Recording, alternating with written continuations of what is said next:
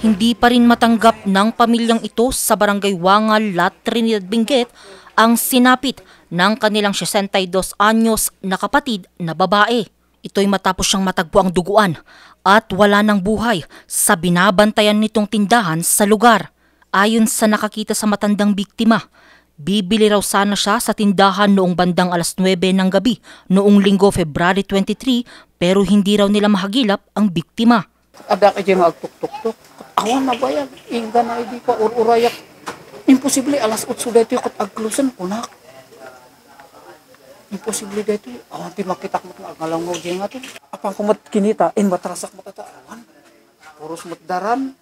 Natasan to nakabulagat. Rumispondi sa lugar ang mga pulis at dito napagtanto nilang isa itong krimen. Nakandakan na ng autopsy at doon nga nalaman na yung cause of death niya is yung pinukpok yung ulo niya.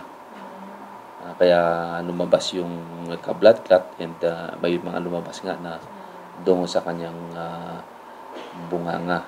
Dagdag pa ng mga pulis, posibleng namukaan o kilala ng biktima ang sospek. Ang tinitingnan natin dyan kung sino yung mga nagkautang sa kanya, baka may malaking utang sa kanya. Pero actually doon may kinuhang pera. Ang problema natin doon, hindi natin malaman kung magkaano yung pera na nakuha kasi si nanay lang ang nakakaalam. Ayon sa resulta ng autopsy ng biktima, blunt traumatic injuries sa kanyang ulo ang dahilan ng kanyang pagkamatay. Nagsasagawa pa ng investigasyon ang mga pulis para makilala ang sospek na posibleng maharap sa kasong murder and robbery.